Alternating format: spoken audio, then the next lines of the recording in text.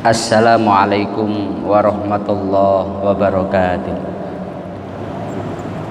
Alhamdulillah wa syukrulillah wa binikmatillah la hawla wa la quwata illa billah.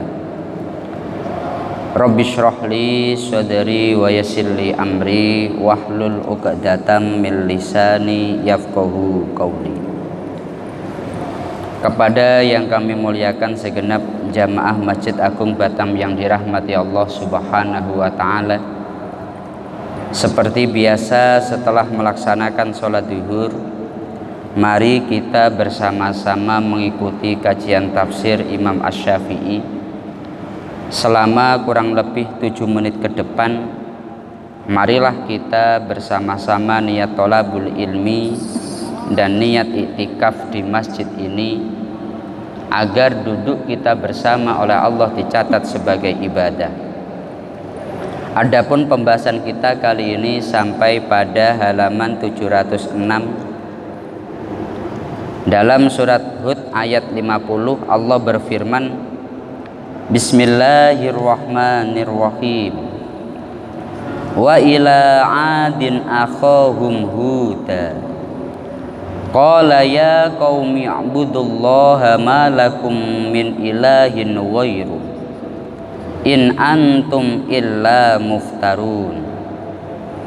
Al-ayah yang artinya, kepada kaum Ad kami utus saudara mereka yakni Nabi Hud.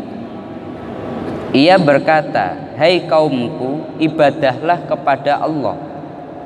Sekali-kali tidak ada bagi kalian ilah atau Tuhan selain Dia. Kalian hanyalah mengada-adakan saja.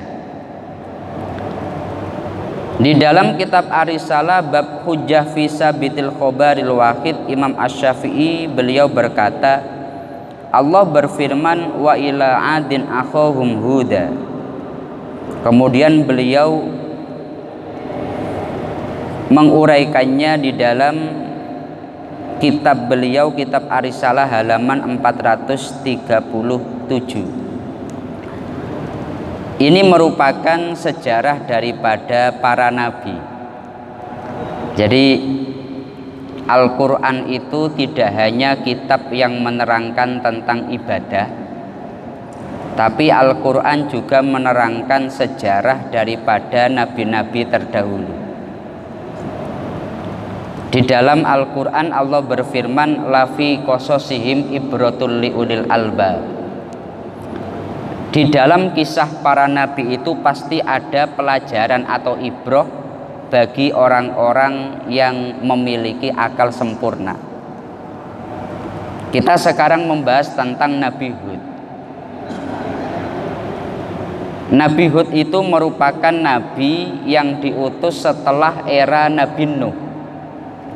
Jadi pada saat Nabi Nuh semua orang yang tidak iman dibinasakan.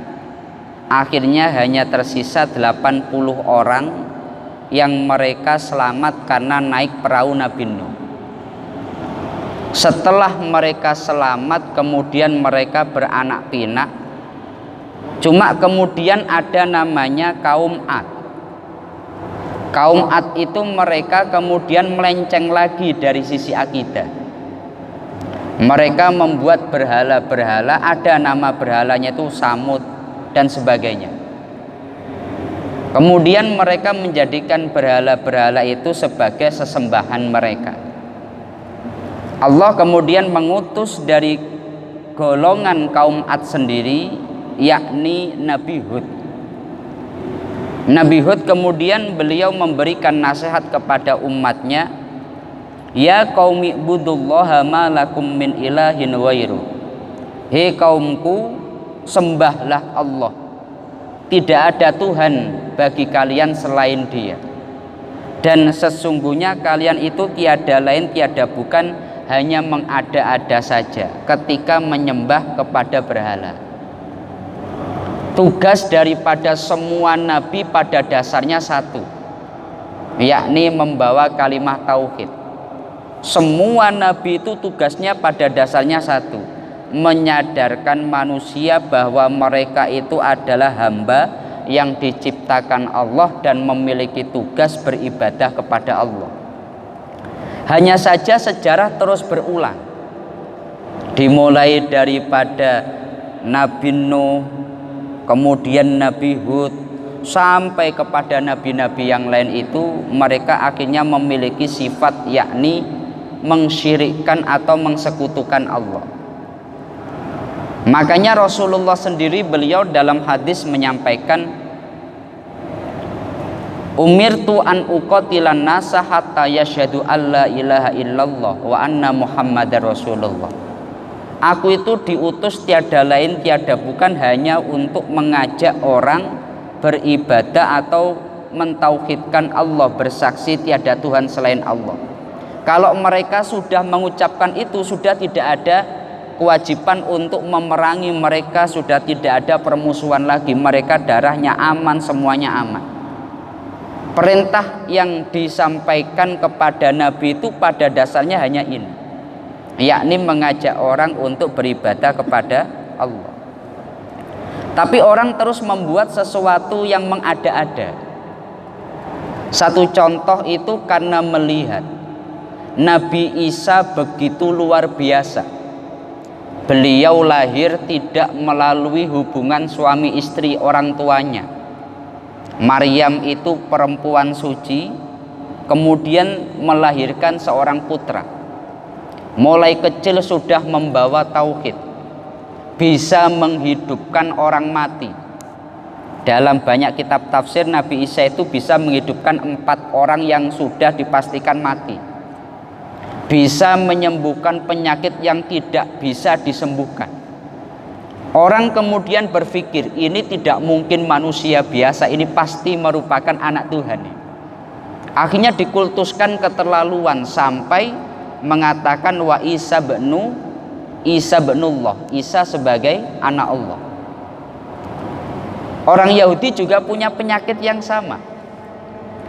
Dulu orang Yahudi itu pernah dalam sejarah terputus generasinya karena mereka dulunya banyak menghafal kitab Taurat, kemudian mereka itu juga punya tempat khusus menyimpan kitab Taurat.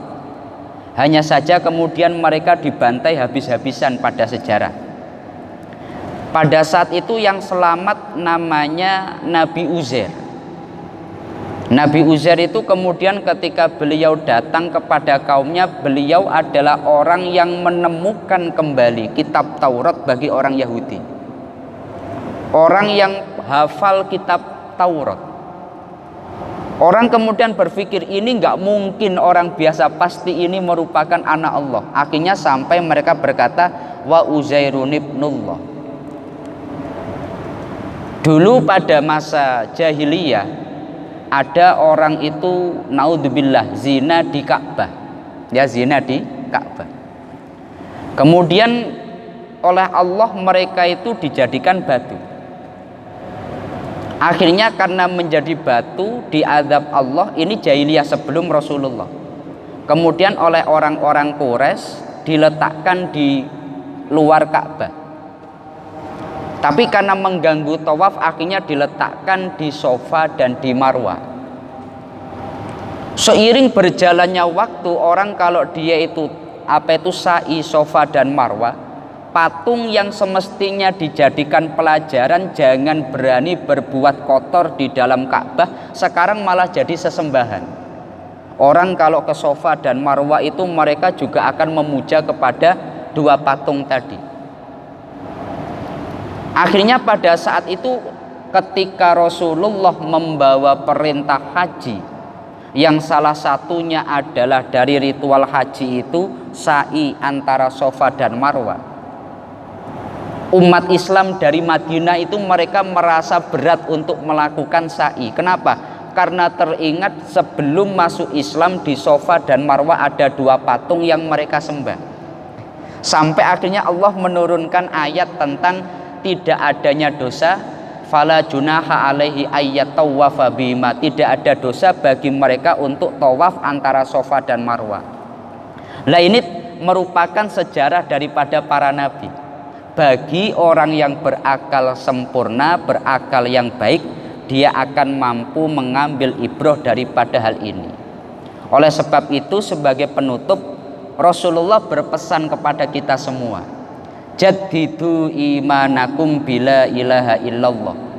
Terus perbaikilah keimanan kalian dengan zikir la ilaha illallah. Makanya kita paling zikir yang paling utama itu zikir la ilaha illallah. Kenapa? Agar kita mentauhidkan Allah Subhanahu wa taala, dan agar itu menjadi kalimat terakhir ketika seseorang wafat dari dunia. Karena ketika orang dia wafat, ucapan terakhirnya la ilaha illallah, Nabi menegaskan dakhalal jannah. Man kana akhiru kalamihi la ilaha illallah dakhalal jannah. Nah, ini merupakan sejarah daripada para nabi, dan pada intinya para nabi itu memiliki tugas mengajak orang beribadah kepada Allah, mentauhidkan Allah. Seperti halnya nabi-nabi itu adalah Nabi Hud yang kita bahas pada kesempatan siang hari ini. Mungkin itu yang bisa kami sampaikan. Mari kita tutup dengan kita bersama-sama membaca surat Al-Fatihah. Semoga Allah senantiasa memberikan kita semuanya kesehatan, dan semoga Allah senantiasa memudahkan urusan-urusan kita bersama. Al-Fatihah. A'udzubillahi minasyaitonirrajim. Bismillahirrahmanirrahim. Alhamdulillahirabbil alamin arrahmanirrahim maliki yaumiddin. Iyyaka na'budu wa iyyaka nasta'in ihdinas siratal mustaqim siratal ladzina an'amta 'alaihim ghairil maghdubi 'alaihim waladdallin. Amin. Kurang lebihnya dari kami mohon maaf. Akhirul qauli wallahul muwaffiq ila aqwamit thoriq. Wassalamualaikum warahmatullahi wabarakatuh.